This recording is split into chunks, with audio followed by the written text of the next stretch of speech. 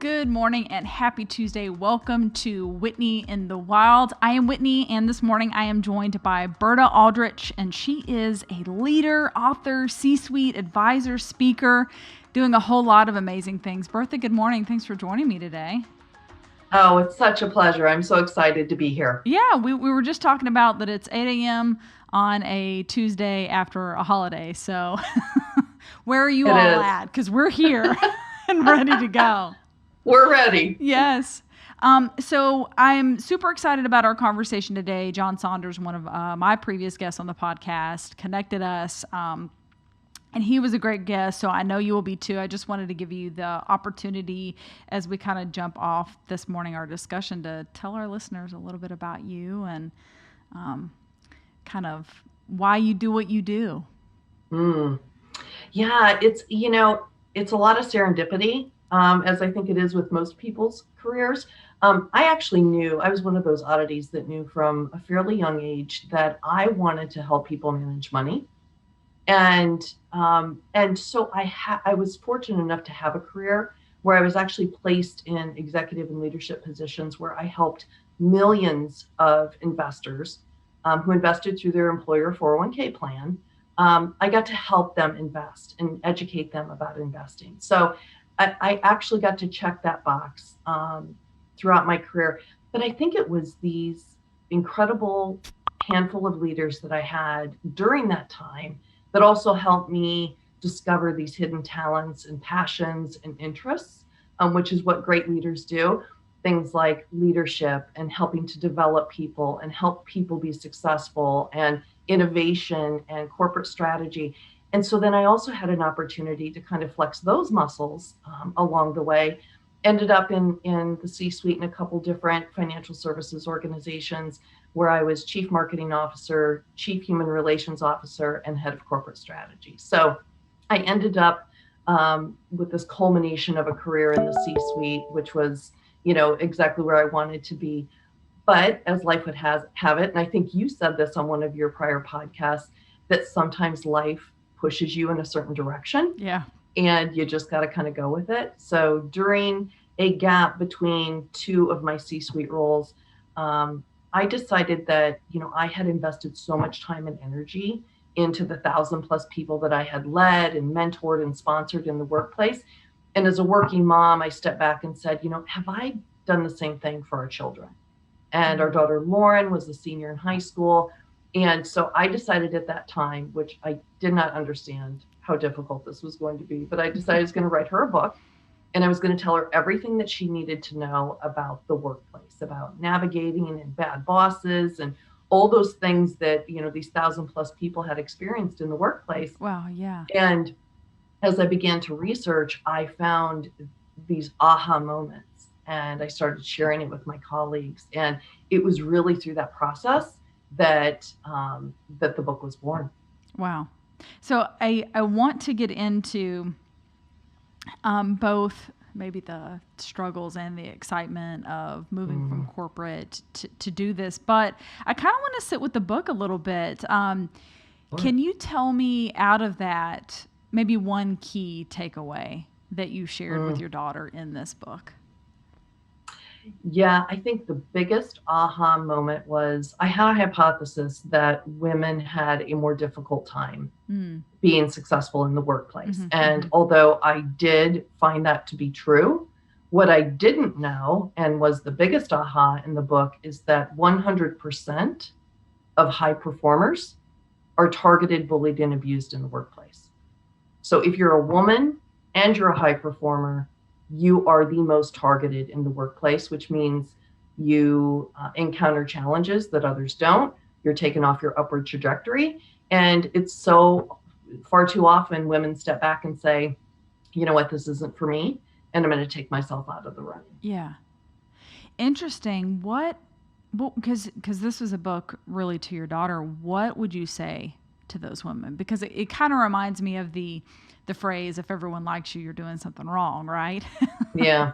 If you're on your way, not intentionally, of course, but if everyone does like you, then that typically means you're a doormat, or you're not really standing up for things when you should be standing up for things. So what would you say to those women?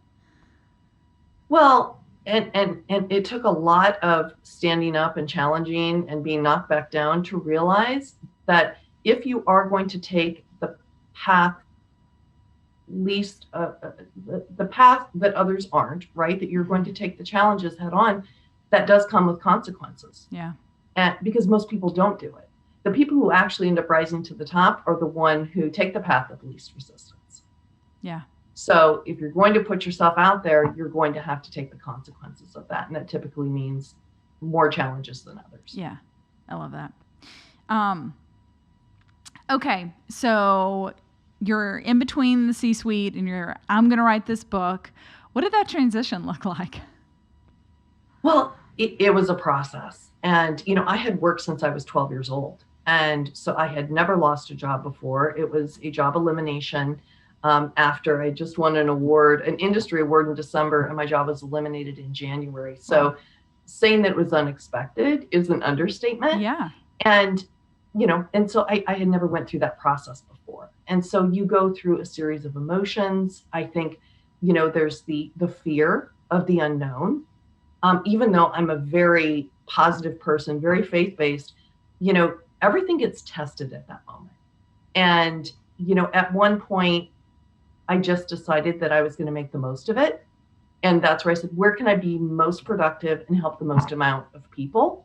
And that's where the book then came about. But it was a process. And for those who are out of the workforce today, just keep in mind it's temporary.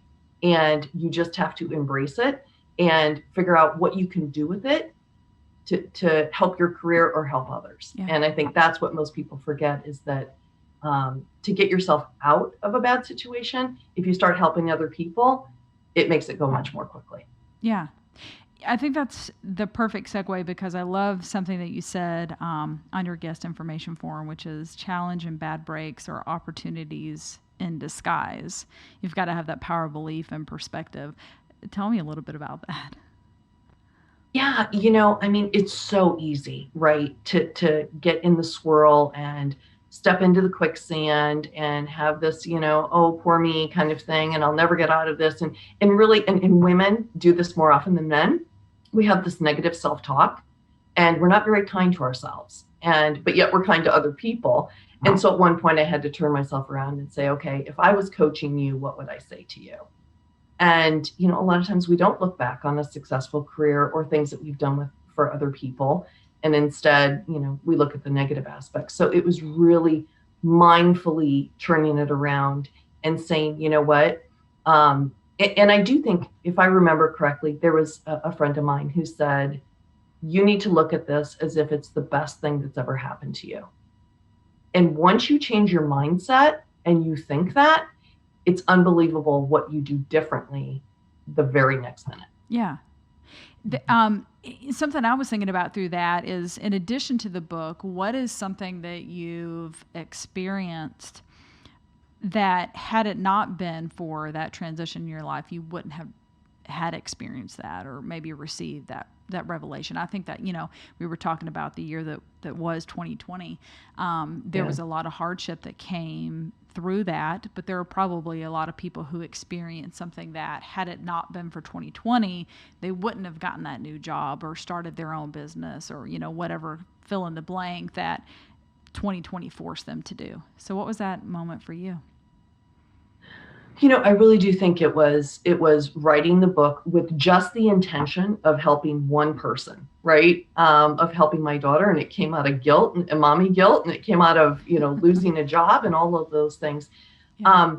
And then telling other people about it. And then, and then kind of the culmination of that. But I would also say early in my career, I had a sponsor who decided that he was going to put me into a marketing role. I actually went to college for finance, had a very deep technical job. And he's like, you're really good at taking complex issues and making them simple. And so I want you to go over and create this new investment education program for our 2.8 million plan participants. Oh, and you start Monday. And I'm like, you really don't want me in this role. Like, I don't have the background. I don't know what I'm doing. And he's like, you'll figure it out. And I will never forget that, because he said, you have 12 months to take it from number 10 to number 1, and you have no increase in budget. And we did it in 11 months and cut the budget in half and hit number 1. Wow. So that was early in my career. And I thank him every day for setting that bar so high that I didn't even think I could achieve it, but I figured it out. And that's what most people have to remember, is these challenges that are placed in front of you are just an invitation to find your best self. Yeah. That kind of taps into your thought behind finding your tribe, right? Because sometimes it does require someone else possibly having more faith in us than we do, right? To help us see that potential, because of course we're inside our heads and we see all the weaknesses, and no one else sees those, right? They only see like, look at all this that you've accomplished, look how bright you are and how strong you are and everything that you've been through. And they point out all those things, and we're thinking of all the reasons why, no, it's not going to work. Right. Let's talk about that. Tell me what that means of, finding your tribe and the power of building the right team. Yeah, I think there's 2 aspects to that. So both personally and professionally, as an individual, I'm a giver, and I know that about myself. And so I don't ask. Like, in fact, growing up, it was like, you give to others, you don't ever ask for anything. And so I never did. Well, once I got into this situation, I was connected to someone, and she said, there's people in your connections, let's say on LinkedIn, there's somebody in there who can help you. You just need to figure out who it is. Yeah. And it was at that moment that I got the permission to ask someone else for help. So you're absolutely right. Women in particular, we just don't ask for help. Yeah. And then I would say the power of a tribe. I'm also, I don't, initiate getting groups together like some of my other professional friends. And so that was something else that I had to learn about myself and say, okay, let's get groups together who can encourage you, who have done this before, who can help you think through it. And again, every time I did that, I just took 10 steps forward. And so there is a power in tribe. Yeah. Well, I just love being around other like-minded people, right? Again, just kind of going through, even if you've hit a roadblock in your own business, if you just share it with someone else, a trusted someone else, they can often, help you find the path around that, or think about something in a way you didn't. Or even if you're stuck, like I have those women in my life where I could just talk to them for 15 minutes and I'm feeling like encouraged. I'm like, I'm okay. All right. I'm going to go over here and tackle this problem in a different way, because it just gives me a different motivation and perspective. It's so true. And I would also say the men in my life, the one thing that I learned through writing the book is, that in the workplace and personally, men and women are very different, right? We have very different motivations. We view success differently. We approach success differently. And sometimes I need a man's perspective, like John, who we had talked about, to say, well, why are you doing it that way? Like, you need to pivot and go this way. And thinking outside the box in a different way, and having someone, again, give permission to head in that direction is incredibly liberating. And so sometimes I seek out those people who are actually going to be harder on me than I'm ever going to be on myself. Yeah. What's another revelation from the book to your daughter? That people, again, have different motivations. And what I found through the research is that there's really, you can boil it down to 2 different games. You have the people who really want to achieve leadership positions because they're talented.